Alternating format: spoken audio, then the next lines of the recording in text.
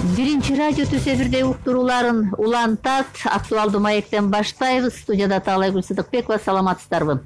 Урматтуу радио угуучулар, калктын социалдык маселелерди жана башка объектилерди 2020-2021 жылга карата жылытуу мезгилинде электр энергиясы, жылуулук жана көмүр менен камсыз кылуу максатында Кыргыз өкмөтү жасалып жаткан иштери туурасында калкка маалымат жеткирүүнү максат кылууда. Буга ылайык биринчи радио тиешелүү мекемелеринин жетекчилеринин катышуусунда маалымат алып берүүнү улантат. Биз бул жолу борбордон баштайбыз. Кыш катуу болор айтылып атат. Бишкек жылытуу сезонун көйгөйсүз өтө алабы. Бул Бишкек шаарынын тургундарынын ысык суу, жылуулук менен камсыз болушунда кандай аракеттер бар? Бул жолу биз мына ушул Бишкек жылуулук тармагы мекемесинин аракеттери туурасында сөз кылалы.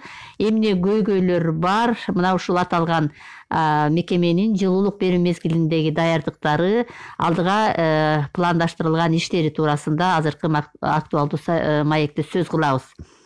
Студиябызга келген мейманыбыз бар. Тааныштырып кетейин. Мына ушул Бишкек жылуулук тармагы мекемесинин директору Абдыкалыков Эркин Эсенбекович. Саламатсызбы? Саламатсыз. Студиябызга кош келипсиз. Урматтуу радио угуучулар, биз түз эфирдебиз. Сиздер билген 39 21 90, 39 19 33 телефондор азыр биздин мына ушул актуалдуу маекке иштеп жатат. Ошондой эле бизди биринчи радионун Facebook баракчасынан түз көрүп уксаңыз болот. Андыктан бизге видео аркылуу дагы катышып, өзүңүздөрдүн сурооңуздарды салсаңыздар болот. Дегенде биздин ушул балким биздин шаар тургундарынан да суроо келиши мүмкүн. Эркин Эсенбекович, дегенде айталы, сиздердин ушул жылуулук тармагына тиешелүү болгон канча имарат бар? Сиздер ушул шаар ичинде канча имаратты тейлейсиздер? Саламатсыздарбы, урматтуу радио угуучулар. Кутман таңыңыздар менен. Бишкек жылуулук тармактары Бишкек шаарынын 70%-га жакын турак жайларын жылуулук менен камсыз кылат, ысык суу менен. Өзүңүздөр билгендей, быйыл 9 октябрдан баштап жылытуу сезону башталды. Жылуулукту берип атабыз. Үйлөрдү жылытып, андан тышкары ысык суу да беребиз. Бишкек шаарында 130 миңге жакын кардарлар бар бизден жылуулук алган. Алар 2,5 миңге жакын имаратта жайгашкан. Көп кабаттуу имараттар көбүнчө. Анан 1100-кө жакын жеке менчик жер тамдар бар биздин тармактарга кошулган. Ошолорго жылуулук беребиз биз. Андан тышкары 71 саламаттык сактоо министрлигинин имараттарына жылуулук беребиз. Больницаларга, поликлиникаларга, лаборатория, ушундай башка имараттарга. 78 мектеп жылуулук алат бизден. И 90 бала бакча. Ошолорго толук кандуу жылуулук берип атабыз. Мына ушул социалдык объектилер, ошол эле бала бакчалар, мектептердин жылышы бул өзгөчө мааниге ээ. Айрыкча азыркы ушул пандемия шартында ооруканалардыкы дагы. Кандайдыр бир ушул жагдайда мындай бир тоскоолдуктар болушу мүмкүнбү? Мен үчүн сурап атам. Биз ушул кышка карата даярдык көрөбүз деген учурда өзгөчө абалга туш болдук. Пандемия менен күрөшкөн оор учурга туш болуп калдык да. Сиздер даярдык көрүү мезгилинде кандайдыр ушул алдыга бир пландаштырылган иштердин аткарбай калышында болгон бир учурлар болгон жокпу? Жок, эми биз толук кандуу быйыл астыбызга койгон пландардын баарын аткардык. Оңдоо жумуштарын азыр дагы уланып атат. Эми ал тиги азыркы күндө жылуулук алып аткандарга тоскоол болбойт эч кандай. Башка майда чүйдө калган оңдоо жумуштар бар. Аларды улантып атабыз. Жана айтып кеткендей, жылуулук бергенде эң биринчи ушу социалдык объектилерге бергенге аракет кылабыз биз. Өзгөчө ооруканаларга, поликлиникаларга, анткени оорулуу адамдар жашайт, түшүйт деп. Анан бул пандемияга карата быйыл мектепте окуучулар көбү дистанционный окуп, быйыл мектептер өздөрү арыз жазышып кечирээк баштады отопительный сезондочу. Анткени эми балдар имараттарда болбогондон кийин анан каражаттарын да үнөмдөп ноябрдын башында өздөрүнүн арызы менен Калган объектилерге убагында баарын биринчи ирет бергенге аракет кылдык. Оңдоо жумуштары баары жасалган. Эми эң чоң эле көйгөй бизде шаарда, биздин тармакта бул деген биздин жабдыктын эскирүүсү. Ошого карабастан баарын оңдоп жасап даярдап. Сиздер ошо атайын өкмөт берген программага, ошол Бишкек мэриясынын өзүнүн планына ылайык жылуулук берүү мезгилинде кандайдыр бир даярдык көрөбүз деген бир атайын пландар менен чыгасыздар да. Мына ушул сиз азыр козгоп кеткен жабдыктардын эскирүүсү. Ушул жабдыктарды канча жылдан берки жабдыктарыбыз эски боюнча турат деп биздин ушул түз эфирде дагы айтканыңыздар бар сиздердин кызматкерлер тарабынан.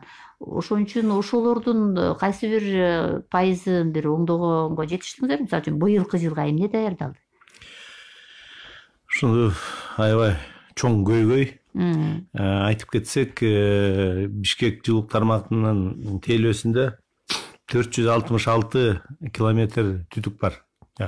Чоң түтүктөрдө, көчөлөрдүн астында. Анан 3000 чакырымдан ашык үйдүн ичиндеги түтүктөр бар, майда түтүктөрчү. Ошонун баарын биз тейлейбиз. Быйыл мына биздин ишканага 57 жыл болду түзүлгөнүнө. Анан ошого байланыштуу кээ бир түтүктөрүбүз бар, 50 жылдан ашкан. Иштеп атат. Анан негизи нормасы 25 жыл түтүктөрдүнчү. Андан кийин алмаштырыш керек. Бизде 75%тан тышкары өйдөрөк түтүктөр уже 25 жылдан ашкан. Анан ошону жамап, оңдоп иштетип келатабыз. Кудай буйрса эми жылда эле ошо пландар боюнча иштейбиз. Быйыл биз 5 километрге жакын түтүктөрдү алмаштырдык. Эми андан тышкары жарылган жерлерди оңдоп, Кудай буйрса баары план менен келатат. Кыштан аман эсен жакшы өтөбүз деп ишенем. Эркин Сембекович, мына бизге өкмөт медиа план бергенде ошол тиешелүү мекемелердин жетекчилери келип бизге ушундай бир өздөрүнүн маалыматы менен бөлүшөт да. Анан биз ушул биз билбей калган жагдай болбосун деп айрым учурда биз ошол эле элди аралап сурамжылоо жүргүзүп көрөбүз да. Бул мекеме кандай иштеп атат деп. Кээ бир мекемелерде чын эле эл бизге ошо жардам берип көйгөйлөрүн айтышат да. Бул жолу мен атайын сизди мактап албайын деп, мен аны угузбай эле коеюн деп чечтим, бирок көпчүлүгү Бишкек жылуулук тармагы жөнүндө билбейт экен. Эмнеге билбейсиңер десек, айрымдары айтат, үйүбүз жылуу дейт да. Демек иш жакшы жагына жылып атат экен деп биз дагы сүйүнүп калдык да. Бирок ошондой болсо дагы мен азыр мынакей бизге азыр жазып аткандар болуп атат. Мен айрымдарын кээрлерин окуп коеюн, сизге карай турган болсо жооп берип коюңуз. Акунбаева көчөсүндөгү номер 100 үй. Жылуулук бизде жакшы эмес. Мисалы үчүн менин үйүмдө 2 трубада батарейка муздак дейт. Бул муздак болушу эмнеге байланыштуу болушу мүмкүн? Эми мен жазып алдым азыр баарын. Сөзсүз түрдө балдарды жиберебиз. Бул жерде мындай да, жалпы үйгө жылуулук келип атат. Эки эле батареясы жылыбай аткан турбайбы? Калгандары жылып атса, значит именно ошол батарея турган бизде жана стояк деп коет, тик кеткен түтүк. Ошол жерде бир мандем бар. Аны ошо ордуна чыгып, карап, биздин адистер текшерип, анан ошону оңдогонго аракет кылышат. Дагы бирөө жазып атат, 7 микрорайон номер 10-те орусча жазган экен, үйүбүз муздак дейт. Дом холодный дейт. Ушундай болушу мүмкүнбү? 7 микрорайон кимге карашы мүмкүн? 7 микрорайон биздин тармакта, биз тейлейбиз. Анан эми азыркыдай эле принципте бүт шаардын баарына жылуулук жалпы тегиз кетип атат. Анан барып эле анан бир эле үй жылуусуз калып калышы мүмкүн эмес. Анан ошо адрестерин так үйдүн номерин, квартираларын берсе, 7 микрорайон үйдүн номери 10 дейт. Мен жазып алдым. Анан дагы астына жазып атат, мынакей текшерип келбейт, телефон чалсак албайт дейт. Кандай дейсиз? Балким бул карызга байланыштуу болуп калбайбы? Мисалы үчүн кээ бирлер убагында акчаларын төлөбөй калган учурлар жылуулук албай калабы? Силерде принцип кандай? Принцип биз баарына жылуулук беребиз баштагандарчы. Албетте карыздары барларды эң акыркы ирет кошобуз, бирок уже бул бир ай мурун кошулган баары элечи. Аны мен кепилдик бере алам. Анан жана бул сапаты боюнча подвалда теплопункт деп коет, биздин жабдык. ошол жерде бир көйгөйлөр болушу мүмкүн. Бирөөлөр ремонт жасап, трубаларын алмаштырып, батареяларын алмаштырганда ичиндеги жанагы дат баскан эмелер болот да. Ошо суу менен барып фильтрлер толуп калат. Анан ошону менен жана жылуутуу системасы токтоп калат да кичине. Ошону эми караш керек ордунда. Аны мына мен жазып алдым, адрестерди жазып атам. Балдарды жиберип эми текшеребиз. Анан мен айтып кетким келет бу жерде. Биз 2-3 жыл мурун колл-центр деп ачканбыз, атайынчы. Көп каналдуу телефонду менен байланышса болот любой момент. 1980 деген кыска номер менен чалса эле оператор алат. Ушу арызын кабыл алып 89? 1980. 1980. Мунду айтып коелу. 1980 деген номер бар. Ошону менен кайрылышса болот. Ал жерде бир эмес 6 оператор отурат бир учурдачы. Анан анча азыр көп деле мындай арыздар жок, уже тынчып калды да. Сөзсүз түрдө кабыл алат, анан заявканы адистерге өткөрүп берет. Сиз жана ушул мына эл жетүү болгон сиздердин тармак ушул иш алып барууда, мисалы үчүн ири курулуштарды мындай баштоого атайын бир каражаттар дагы болуш керек да. Мисалы үчүн каражаттар сиздерде кантип алынат? Кээ бир учурларда кээ бир тармактар баягы элдердин калк керектөөсүнө пайдаланганы төлөгөн акчасына дагы ушундай бир өздөрүнүн кем каршыларын жабат экен да. Бул жагынан кандай, мисалы үчүн сиздерде мисалы үчүн төлөмдөр убагында төлөнөбү? Ошол учурда кардарлар дагы өзүнүн мындай бир милдеттемеси бар да. Ооба. Анткени биз бир нерсени талап кылганда мурун өзүбүздүн милдетибизди унутуп калабыз да. Ушундай жагдайда маселелер чыкпайбы? Албетте, бүт көйгөйдүн баары келип акча каражатка такалат. Анан мен айтып кетким келет, ушу акыркы жылдары биз толук элге койгон счеттор менен 100% акча чогултуп атабыз. Рахмат биздин кардарларга пайдаланган жылуулукка акчасын төлөп берет. Ошол акчага жылдын этеги менен эсептегенде 2 миллиард 100 миллиондой акча чогултабыз. Анын көбүрөөк бөлүгү ТЭЦке кетет. Жылуулукту ошол жактан сатып алабыз да биз. Калганын биз оңдоо жумуштарын өзүбүз аткарабыз. Жана оңдоо жумуштарын айтып кеттим, баягы эскирген түтүктөрдү. Андан тышкары капиталдык курулуш деп жаңыртканга да аракет кылабыз биз. Ошого жылда көп каражатка жараша объектилерди киргизебиз планга. Айтып кетсем, мисалы үчүн 20-жылы 3 чоң объектти жазадык биз. Шаарлыктар көрдү болуш керек. Акунбаева, Алматинская көчөлөрүнүн кезилишинде казылып турду. Чоң 900 миллиметрлик диаметри бар түтүктөрдү алмаштырдык, казылып турду бир айдан ашык. Абдымомунова көчөсүндө, Кулатова көчөсүндө да оңдоо иштери бүттү. 3 объект болсо чоң. Ошо үчөөнү тең оңдодук. Кайсы бир жылы болуш керек эле ушул көчөнүн жол алдындагы түтүктөрдүн жарылганынан бир топ бир кыш айында болуш керек эле бир аябай түшүктөрдү жараткан учур. Бул кайсы көчө экен деген азыр менин эсимден чыгып атат, ушул Бишкекте.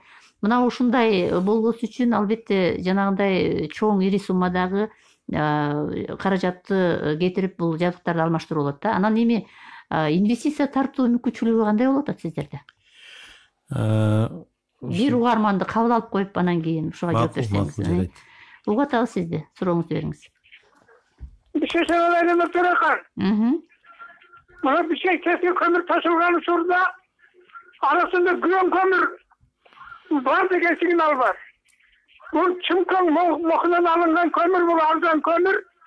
Ошол гөң сыяктуу күйүп, кечтин моорусунан үчтү чыгарып аткан, ошондой эсептеймин мен. Бишкек шаарын каптап аткан Алморфту көмүр, ошол начар көмүрдүн күйүүсүнөн пайда болгон. Себеби дегенде, таза көмүрдүн арасында арзан баадагы көмүрлөрдү дагы кошуп келип ташуу, коррупцияга чыккан элементтерин аралашканы деп эсептеймин мен. Айрыкча Казакстандан келет бул көмүр. Алимов. Бишкек жылуулук борборуна тиешелүү суроо болуп калды. Кандай дейсиз? Чоң рахмат аксакал сурооңузга. Эми ТЭЦке тиешелүү суроо, бирок мен деле жооп бергенге аракет кылайын. Ал жерде биздин кесиптештер иштешет. Көмүр тууралуу договорлор түзөт, албетте. Анан келген көмүрдү ТЭЦ кабыл алып атканда атайын лаборатория бар, ошол текшерип сапатын кабыл алат. Сапаты жооп бербесе кабыл албайт. Анан өткөндө да айтып атышкан, атайын мындай бир чыпкап жана фильтр деп коет. Ошондон да өткөргөн атайын бир жабдыктарды да койгонбуз деген. Ооба, албетте сөзсүз түрдө бар. Жанагы заманбап фильтрлер коюлган. Жаңы блокто 99% кармайт экен көөлөрдү. Эскисинде дагы ошо 97-98% ушундай кармайт. Рахмат. Эми жана суроо, ошол эл аралык уюмдардын жардамысыз чоң иридей бир инвестиция тартуусуз жанагындай иштер жасаш кыйынбы? Кыйын албетте, бирок алсыз биз мындан арда иштей албайбыз, мүмкүнчүлүгүбүз болбойт. Анткени өзүбүздүн чогулткан каражатыбыз жетпейт. Жана айтып кетпедимби эскиде. Анан биз дагы ошондой багытта жумуш алып барып, инвестицияларды тарттык. Мисалы айтып кетсем, былтыркы жылы 2019 Россия Кыргыз өнүктүрүү фондунун тарабынан $5,5 миллион кредит алып, түтүктөрдү алмаштырдык, жаңы салып. Азыркы шаардыктар билет болуш керек. Лев Толстой көчөсү ачылды. Алматинский менен Достоевский көчөлөрүнүн ортосунда. Чоң көчө аябай. Бирок ошо асфальтты салганга чейин биз жетишип калалы деп былтыр ошо кредит ала коюп, астына 900 мм түтүктү 3 түтүк салып койдук. Ал чоң бир проекттин бир бөлүгү. Андан ары өйдөгөсдөй Дасмия ресторан жакта биз насосный станция бар, ошол жака чейин жеткизебиз, Кудай буйрса. Анан ошону менен өткөрүү мүмкүнчүлүгүн чоңойтобуз да, биздин түтүктөр микрорайон жака кетип аткандардычы. Эми жылуураак, көбүрөөк жылуулук микрорайонго жетсин деп. Сапаты дагы жакшырат, температура дагы, ысык суунун көлөмү да көбөйөт. Мисалы үчүн атайын коюлган норма менен эле ушуну кармап атасыздарбы, жыл же андан төмөн? Сөзсүз түрдө кармашыбыз керек. Мен бүтүрүп коеюн сөзүмдүн аягына чейин. Ошол чоң проектти ишке ашырдык. Бир акыркы 30 жылда мындай проект жасалган эмес. Ошо Бишкектечи 1 километр жерде 3 түтүк салдык. Ошондо 3 километр 900 миллиметрлик, это аябай чоң проект да. Андан тышкары азыр биз сүйлөшүүлөр бүттү, жогорку кеңештен бекиттик. $31 миллион Дүйнөлүк банктан да кредит сүйлөшүлүп, азыр документтерин, проекттерин даярдап атабыз. Кудай буйрса, жакын арада уже тендерлер жарыяланат. Ал акчага Бишкек шаарында бүт көп кабаттуу үйлөрдүн астындагы теплопункттарды жаңыртабыз, толук кандуу. Счетчик коебуз, бүт ичиндеги жабдыктын баарын алмаштырабыз. Андан тышкары дагы ошо жана мен айтып кеткен Дасмияга чейин трассаны алмаштырабыз. Ал бул дагы чоң проект, $31 миллион каржылык келет, Кудай буйрса. Анан жана суроону бердим эле, сөзүңүздү буруп койдум. Ошол нормалы сактаганга дагы ушул, эгерде ушундай бир жакшы капиталдык алмаштыруулар, капиталдык курулуштар ошондойго дагы таасирин берет да. Албетте, албетте. Себеби кээ бир жарандар жазып атат да, үйдөгү нормадан төмөн берип атышат депчи. Норма биз эми эшиктеги аба ырайын карап туруп эме кылабыз да, тиги кармайбыз температураны. Биздин диспетчер ТЭЦке заказ берет. Бул мисалы өткөн күндөрдө бир эшикте күн жылуу болуп атпадыбы? Ошон үчүн биз төмөнүрөөк температура заказ берип аттык ТЭЦтен. Анан эми тиги күн сууктаган сайын биз температураны, ысык сууну көтөрөбүз да. Өткөндө мисалы 2 жума мурун 60 градус болсо, азыр биз 64 градуска көтөрдүк. Түшүнүктүү. Бир угарманды кабыл алып коелу анда. Сиз эфирдесиз. Саламатсыздар. Саламатчылык. Талайкы рахмат, жакшы теманы алып чыктың. Мен кечире кошулуп калдым. Может, адрес туура болобу билбейм.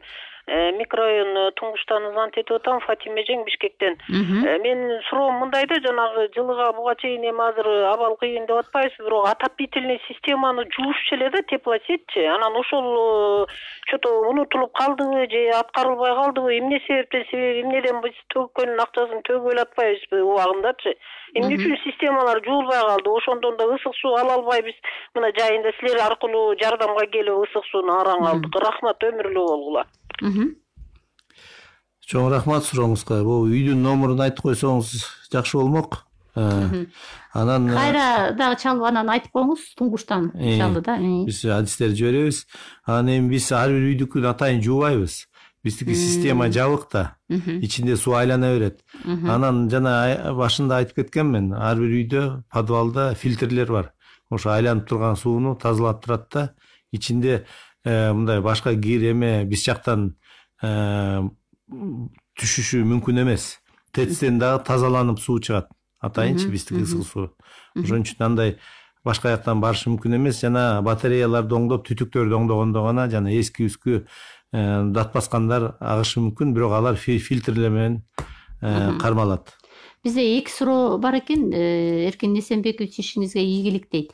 Үйлөрдү сатып алганда алардын серияларына карап алыш керекпи? Кээ бир үйлөр жылуу, кээ бир үйлөр муздак деген бир оюңузду сурап жазган экен. Экинчи суроо дагы Аламидин кичи районундагы жазган экен. Аламидин 1 94-үй.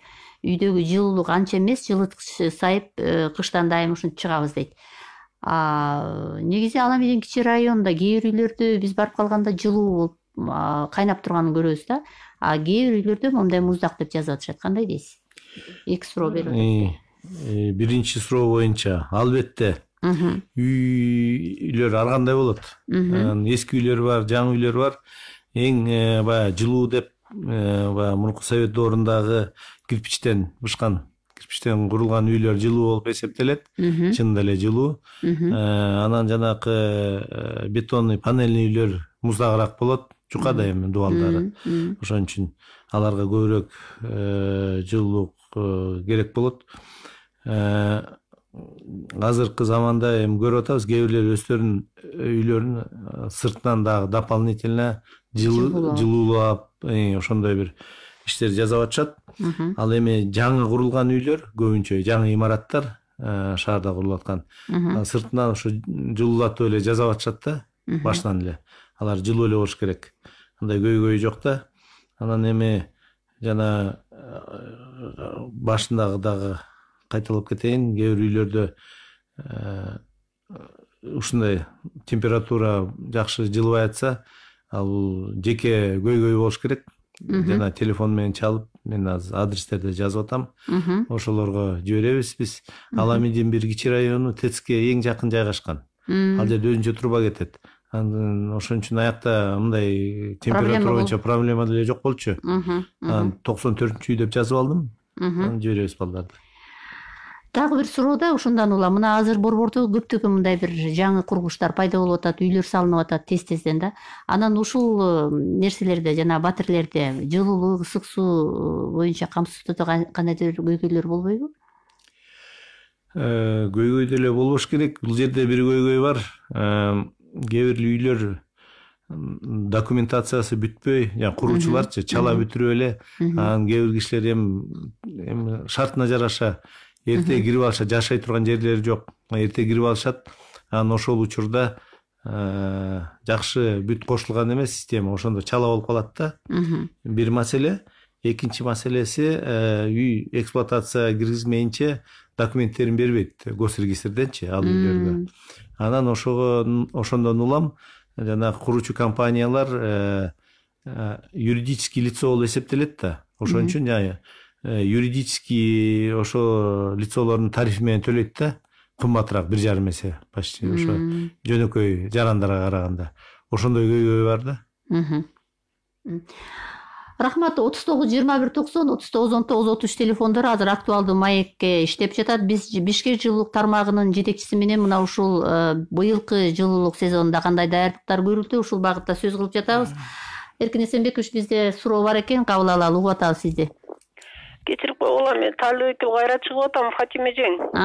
Жанагы Эркинбек айтты го, тиги системаны фильтр коюп, биз текшерип анан убагында фильтрленип тазаланып атат депчи. Анан ошол эле суроого кайра өзүнүн суроо менен кайрылгым келип атат.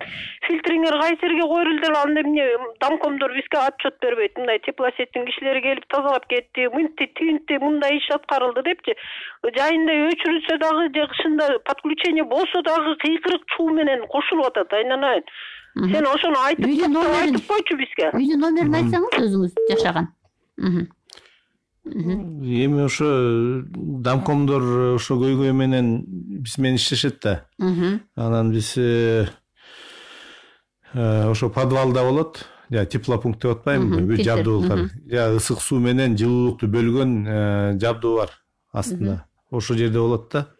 Эми өзүңүздүн да телефонуңузду сактап койсоңуз болмок. Сиздерге чалып дагы өзүнчө бир түшүндүрмө бермек. Азыр дайыр угарман бар экен. Алло. Угуп атабыз сизди. Алло, саламатсың балам? Саламатсызбы? Мына конокко суроом бар балам. Мен пенсионер катары. Балам мага айтчы, мен 4-нчи микрорайондо 104 дегенде жашаймын. Анан тиги мага ошол үй курулганда эле коюлган паровой отопление бар да. Баягы чугунный совет убагында. Анан элдер анысын которуп атат. Анан тиги келип жайында тиги желин чыгарып тазалап деген болот экен. Ал деле жок мендечи. Анан мен тиги жалгыз турам да, азан ошол трубаны деле эметкен жокмун. Ошону менен эле жашап атам. Мен бул ысыганда ысып калат, ысыбаса жылуу болот. Жылуу кийинип алып чыдап жүргөн оокат. Бул биринчи суроомда. Ошону качабы бир жайында бир жакшы келип тазалап, тигинтип минтип кетсе жакшы болор эле. Газды деле айтат, муну деле айтат, иштебейт балам астыңдагылар. Ошону контролго алып койсоң, экинчи менин суроом, ошого жооп берерсиң. Экинчи суроом, мына мен деги бул Ак Өргө жакта жүрбөдүм, бул селекционный деген район бар эмеспи? Ошо жакта трубаларды көргөм. Ошо жердин астын казып, суу алып элдер жүрөт. Ошомо тести тута бербей, ошо жака бир жанагы могу тесттей бирдеме курсаңар болот беле. Ошону айтып жүрдү эле совет убагында. Ошол иш токтоп калдыбы? Чоң рахмат сурооңузга апа. Биринчи суроо боюнча, эми 4-нчү микрорайондо жашайт экенсиз, 104-серия. Ал эми эң жылуу үйлөрдүн бири болуп эсептелет. Ал жерде ар дайым микрорайондун эң башында биринчи келет жылуулук. Жылуу эле болуш керек деп ойлойм. Ал эми жана батареялар эскирди деп атасыз. Эми тилекке каршы үйдүн ичиндеги жабдыктарды биз тейлебейбиз. Ал силердин өзүңөрдүн жеке менчик мүлкүңөр. Анан ошону дагы эми азыр объявление менен бар, адистер бар, келип өзүңүздөр оңдотушуңар керек да. Биз үйгө чейин, подвалына чейин эле жеткизебиз да жылуулукту. Андан ары үйдүн ичинде, квартиранын ичинде өзүңөр оңдошуңар керек. Жанакы сиз көтөргөн маселе абдан туура болуп атат. Бишкектин батыш жак тарабында, Ак Өргө жакта ТЭЦ-2 деп курулган. Бир 30 жыл мурун. Анан ал 1,5 жыл иштеп эле анан токтоп калган. Ошону менен ал жерден Бишкек шаарына 10-чы микрорайонго чейин түтүк келет. Даяр түтүк бар. Бирок анда тилекке каршы тоноп сыртын жай изоляцияларын алып кетишкен. Ал ТЭЦ иштебей атат. Эми аны кайта ишке киргизиш үчүн бир топ каражат керек. Ошондо өкмөттө ал маселе каралып атат. Эркин Сембекович, жана сиз башында айтпадыңызбы, сиздердин мекеме кайсы канча үйдү ушул канча имаратты тейлейт дегенчи. Анан эгерде сиздерде жанагындай бул эмнеге көз каранды? Бишкекте көбүрөөк мындай өзүңүздөрдүн тармакка алып мындай тейлегенге мүмкүнчүлүк болобу? Мисалы үчүн кээ бир үйлөр баягы өзүнчө бир жеке башка жеке жагына өтүп кеткен. Ошондой жайларда мисалы үчүн мындай кошулат элек, сиздер ушуну тейлеп койсоңор болот эле деген дагы суроолор жазат экен да. Абдан туура. Бул биздин карамагыбызда тейлөөдө 2000 имарат турат. 2,5 миңденчи. Ооба. 2000 биз тейлейбиз ичинде. Анын артында акча каражат турат да. Ар бир ошо турган ошол үйдөгү кардарлар бир чарчы метрине 1,5 сомдон төлөйт айыначы. Ошо жанагы техникалык кароо үчүн деп. Анан ошол каражаттын эсебинен биз ошо тейлөө өткөрөбүз да. Ал жерде эми толук кандуу иштерди ар бир үйдүн каражаты өзүнчө бир эсепте турат. Бириники бирөөнө өтпөйт да. Эсебин алабыз. Счетунда акча болсо, ошол акчанын каражатынан эле оңдой беребиз. Өзүнчө да кошумча акча чогултушпайт элдер. А бирок кээ бир үйлөр бар, өзүнчө ТСЖ курулган кондоминиумдарчы. Алар айтат, бул акчаңар кымбат, биздин үй жаңы эле, биз бербейбиз силерге тейлөөгө деп өзүбүз тейлейбиз депчи. Алар сантехник жалдап алышат, кээ бирлери башка фирмаларга кайрылышат. А бизге кайрылса арыз менен, биздин шартка макул болсо, биз ар дайым кабыл ала алабыз өзүбүзгөчү. Ал тариф мамлекеттик агенттик бар, тарифтерди бекиткен. Ошол жак тараптан ошол тариф бекилген, 1,5 сом дегенчи, 1 чарчы метрге. Кээ бир мекемелер, жанагы энергетика тармагындагы кээ бир мекемелер, өзүңүз билесиз, жана өзгөчө абал, өзгөчө кырдаал кирген учурда кардарлардын, абоненттердин төлөмдөрүнүн мөөнөттөрүн узартып беришпеди, баягы кыйын болуп атат, иштебей үйдө турат дегенчи. Анан кийин алар төлөтүп баягы процесс жүрдү окшойт да. Анан мен ушундан улам сизден да сурайын деп атам да. Мисалы үчүн жалпысынан мындай карыздар менен жүргөн адамдар барбы? Бул жагында кандай проблемалар депчи, азыр бир угарманды кабыл алып коюп анан ушул жаатка өтөлү. Алло. Балам кечирип кой, мен тиги туура түшүнөм, мен ичиндеги силер эмеңер жок. Мен суроом ошо болуп атпайбы, жана ысык суу берерде ошо трубаны келип бир газын чыгарып, кичине тазалап берип кетчү эле, тазалабайт эми. Ошону текшерип, бир жана бураган жерин чыгарып, газдарын чыгарып, текшерип турчу эле да, бу совет убагында. Адресин айтып койсоңуз. Адресим 4-4 микрорайон 14А.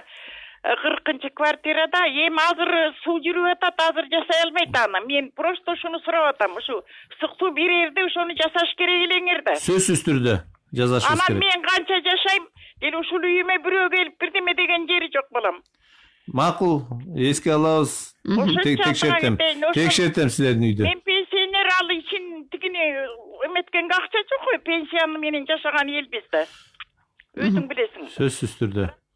Эми биз ар бир үйгө кирип чыгабыз, анткенчи кошулуп атканда эми подвалга кирип кетет да биздин балдар. Может көрбөй калгандыр, апа. Түшүнүктүү. Жанагы ысык суу колдонуу чыгымдоо боюнча кырдаал кандай? Эми бул жерде биздики мындай болуп атпайбы? Мисалы мен мисал келтиргим келет. Жер тамда жашагандар, адамдар кышка даярданып атканда көмүрүн алдын ала сатып алышат. Толук кандуу бүт кышка, мисалы 4 тонна, 5 тонна алат, акчасын сразу төлөйт.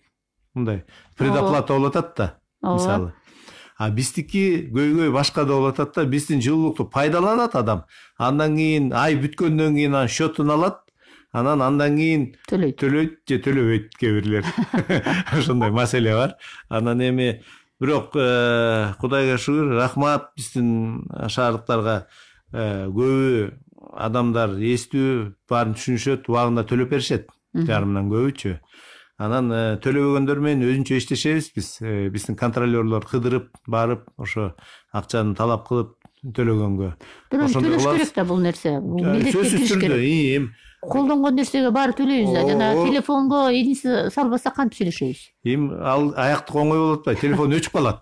А биздин жылуулукту өчүрүш үчүн кышында да кантип өчүрөсүң, кичинекей балдар болсо. Эмедечи мекеме ишканалар кандай, мисалы үчүн? Алар баягындай бир өз ара эсептешүү менен бүтүрүп койчу эле. Азыр андай жок, андай жок. Эсептешүү, взаимозачет деген илгери бар болчу, азыр жок. Бүт накталуу акча менен төлөшөт. Бүт бюджеттик дагы ишканалар, жеке менчик ишканалар бар, акчалай төлөйт. Эми биз тартипке келтиргенбиз. Акча төлөмдөрү жана айткандай эле толук 100% жылдын аягы менен төлөтүп алабыз. Демек, эмне карыздар мындай көбөйгөн жок, өз учурунда төлөнүп атат десек болобу? Ооба. Же проблема барбы? Жок, эми проблема бар. 2 ай, 3 ай созулат, кээ бирде жарым жыл созулат. Жана бюджеттик ишканалардыкы дагы болот ушундай. Убагында акча бөлүнбөй, анан биткенден кийин бирок бир чоң көйгөй болуп калат ошол учурда. Анан төлөбөгөн кезде пеня кетет. Туум кетет, анан ошондо анан кийин аны төлөй албай дагы убара болушат, кыйналат. Эми дагы бир суроо. Мына биз азыр оор учурда жашап атабыз. Экономикабыз да кыйын, калктын дагы социалдык абалы азыр жакшы эмес. пандемия бир жагынан кыйнап атат. Кандай дейсиз? Өткөн жылдарга салыштырмалуу быйылкы жылга, кийинки жылга мындай бир шарт түзбөй тургандай кирешеге чыгабызбы? Кирешеги барбы сиздерде? Эми мындай болуп атат, биз жылда эле Бишкек жылуулук тармактар ишканасы киреше менен чыкчубуз. Киреше менен чыгып, таза киреше. Андан Бул аябай жакшы. Дивиденд төлөчүбүз биздин акционерлерге. Мамлекет да алчу, анан жеке менчик акционерлер да бар, алар да алчу.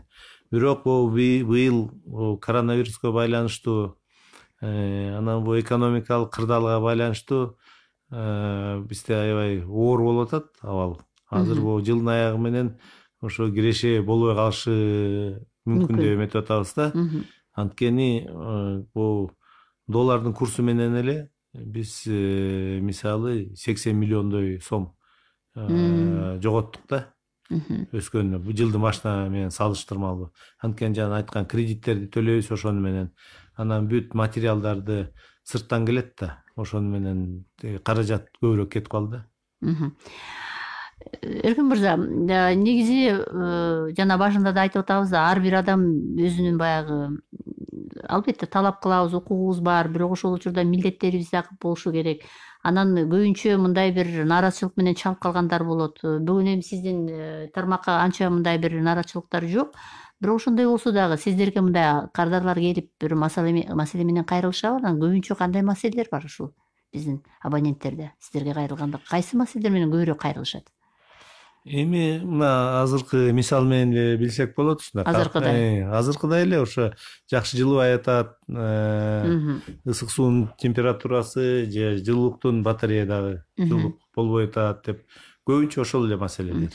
Негизи дүйнөлүк практикада кандай, мисалы үчүн ушу борборлордо биз эми Кыргызстандын ичинде борбор шаар биздики эми бул жагынан дагы баардыгы капиталдык түрдө баардыгы өз ордунда болуш керек, жылдан жылга жаңырыш керек деп. Биз ушундай нерселерди сиздердин тармакты жаңыртыш үчүн эмнелерге көз карандыңыз? Негизи эле башка шаарлардын мисалын, мындай бир практикасын пайдаланып көрдүңүздөрбү? Мына 6 жылдын ичинде кээ бирлер мына сизге жакшы өздөрүнүн пикирлерин айтып атат. Орус тилинде жазгандар да бар, аны өзүңүздөр окуп коесуздар. Кандай дейсиздер? Эми дүйнөлүк практикага айтсак, эми түндүк жакта жашаган элдер, мамлекеттерде ушундай жылуулук системалар баарында бар.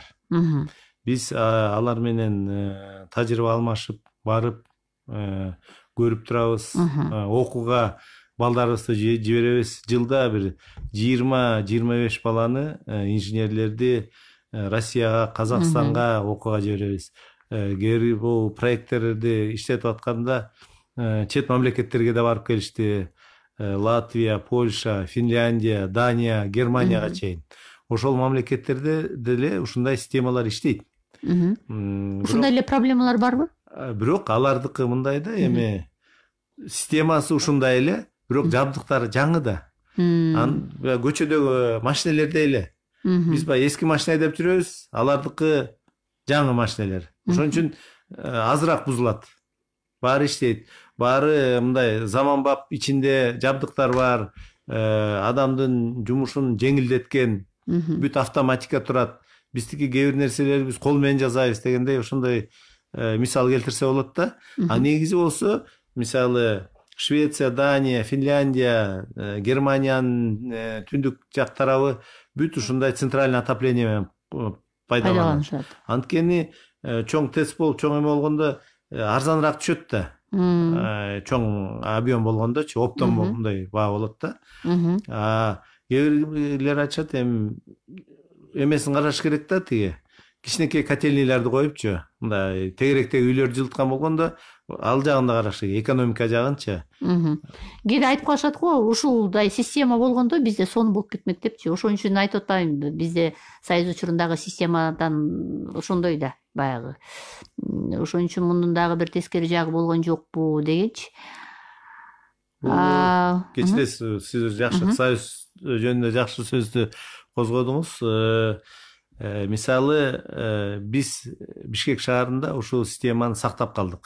Кандай оор болсо дагычы. Бирөө салыштырмалуу мисалы Душанбе шаарында, Ереван, Тбилиси, мындай кичинекей мамлекеттерде борборлорунда бул система бузулуп калган, жок болуп калганда, анан эми кайта куруш аябай оор болду. Мына Тажикстанда Душанбеде жасап көрүштү, аябай чала була иштеп эме болуп атат да. Чоң шаарларга бай мамлекеттер сактап калышкан. Мисалы Москвада, Ташкент, Алматыда ушундай эле системалар иштейт.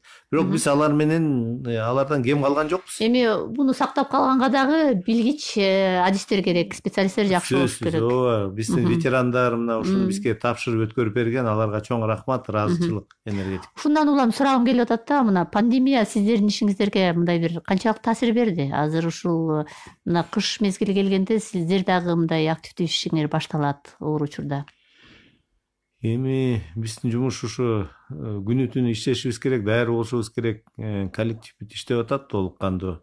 Бирок мына пандемияда эле өзгөчө жайында персоналды экиге бөлүп, жарымысын үйгө отургузуп, жарымысын иштетип аттык, бири-бирин жукпасын деп. Ооба. Анан ошого карабастан тилекке каршы бизден дагы коллегалардан 3 өтүп кетти.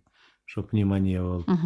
Эми ушундай иштер болду. Бирок бүт пландаштырган жумуштарды аткардык, кышка даярданып толук кандуу кирдик. Кудай буйрса кышында да мына иштейбиз.